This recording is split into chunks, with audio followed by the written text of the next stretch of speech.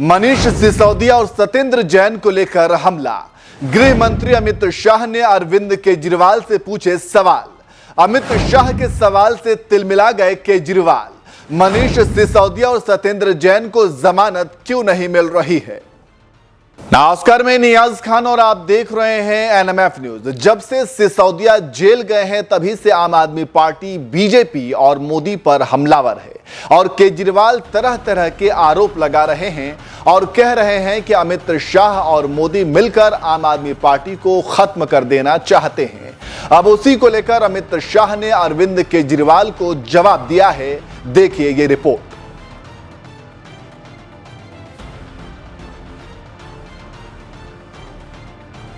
पिछले एक महीने से आम आदमी पार्टी और बीजेपी में आर पार की लड़ाई जारी है और इसका कारण है शराब घोटाले में फंसे अरविंद केजरीवाल के दाएं हाथ मनीष सिसोदिया। बीजेपी को पहली बार केजरीवाल के सबसे खास पर तंज कसने का मौका मिला है और बीजेपी खुलकर बैटिंग कर रही है, तो वहीं अरविंद केजरीवाल और उनकी पार्टी के नेता बीजेपी और सीबीआई, ईडी पर पानी पी पी कर कोस रहे हैं और सरकार पर आरोप लगा रहे हैं कि सरकार विपक्ष और अपने विरोधी पार्टियों को खत्म करने के लिए ईडी और सीबीआई का सहारा ले रही है।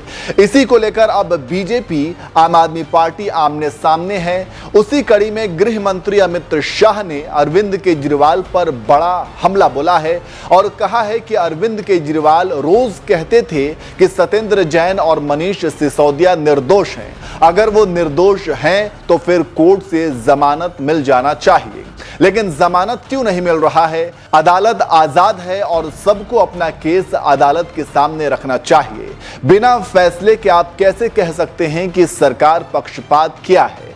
सब कुछ आपके सामने है। अगर आप सही हैं तो कोई भी आपको परेशान नहीं कर सकता है। मैं यहां पर एक बात कहना चाहता हूं, जब आप किसी पर उंगली उठाते हैं तो उससे पहले आपकी तरफ 4 उंगलियां रहती हैं, उसे देखने की जरूरत है। तो इस तरह से शाह ने केजरीवाल को घेरा है।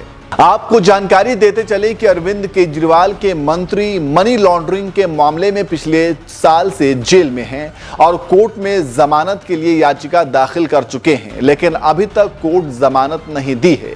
उसी तरह शराब घोटाले में फंसे अरविंद केजरीवाल के खासम खास मनीष सिसोदिया भी जेल में हैं और जमानत याचिका लगा चुके हैं, लेकिन कोर्ट खारिज कर चुका है। ऐसे में गृह मंत्री ने इसी को लेकर तंज कसा है और केजरीवाल के झूठे आरोप का जवाब दिया है। वहीं केजरीवाल सिंपैथी गेन कर रहे हैं और अपने आप को बीजेपी और केंद्र सरकार से पीड़ित बता रहे हैं। इसी पर राजनीति दिल्ली की घूम रही है। देखना होगा आगे क्या होता है। फिलहाल तो आम आदमी पार्टी के 2 नेता जेल की हवा खा रहे हैं और केजरीवाल पानी पी पी कर मोदी, शाह पर हमला कर रहे हैं। यहां पर हम अरविंद केजरीवाल का भाषण सुना रहे हैं, सुनिए।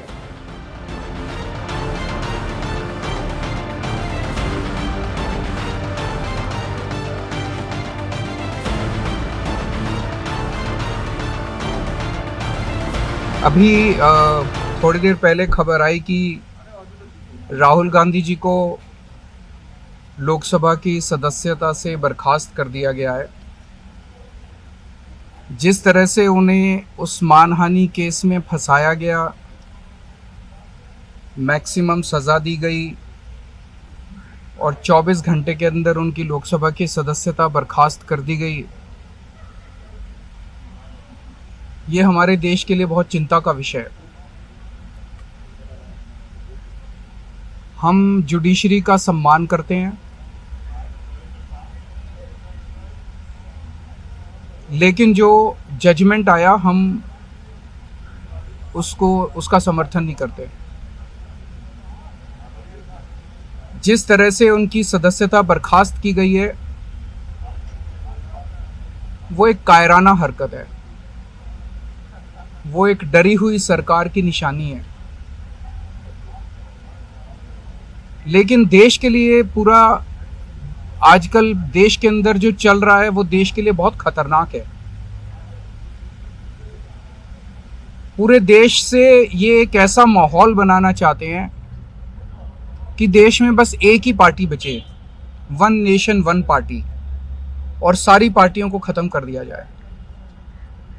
ये एक ऐसा माहौल बनाना चाहते हैं कि एक ही नेता बचे, वन नेशन वन लीडर, बाकी सारे लीडर्स को खत्म कर दिया जाए। इसी को तो तानाशाही कहते हैं, इसी को तो डिक्टेटरशिप कहते हैं। पूरा देश ये देख रहा है। मैं देशवासियों से अपील करना चाहता हूं कि ये भारत हम सबका है, ये भारत 130 करोड़ लोगों का है। हम सब ने मिलकर आजादी की लड़ाई लड़ी थी, हमारे पुरखों ने आजादी की लड़ाई लड़ी थी, आजाद भारत को आजाद कराने के लिए। लेकिन आज की जो सरकार है, प्रधानमंत्री नरेंद्र मोदी जी के नेतृत्व में, इस सरकार का स्वरूप अंग्रेजों की सरकार से भी बहुत ज्यादा खौफनाक और खतरनाक है। अब लोगों को सामने आना पड़ेगा, लोगों को सामने आके इसके खिलाफ लड़ाई लड़नी पड़ेगी। अगर हमने भारत को बचाना है तो 130 करोड़ लोगों को एक साथ इकट्ठे होके इस लड़ाई में शामिल होना पड़ेगा। सरकार किसी की बने, कल को सरकार चाहे इसकी बने चाहे उसकी बने, इस पार्टी की बने उस पार्टी की बने, वो जरूरी नहीं है। लेकिन जिस तरह से जनतंत्र के ऊपर हमला किया जा रहा है वो सही नहीं है। अगर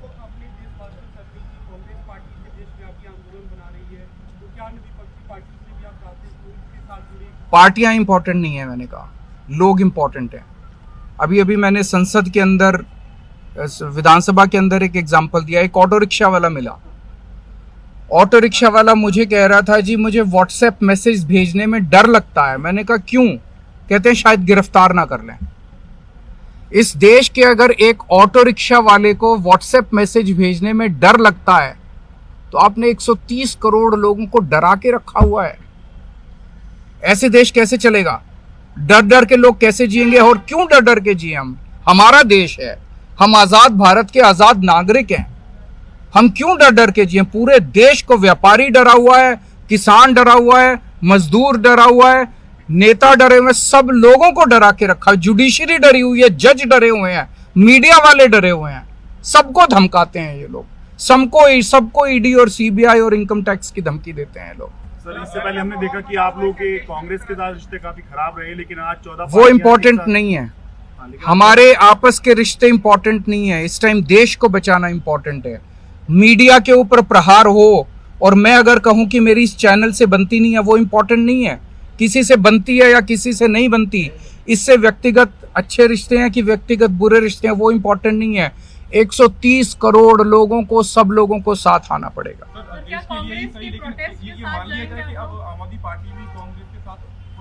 सारे लोगों को साथ आना पड़ेगा। ये लड़ाई राहुल गांधी की लड़ाई नहीं है, ये लड़ाई कांग्रेस की लड़ाई नहीं है, ये लड़ाई इस देश को बचाने की लड़ाई है। एक तानाशाह से, एक कम पढ़े लिखे व्यक्ति से, एक अहंकारी व्यक्ति से इस देश को बचाने की लड़ाई है। Thank you.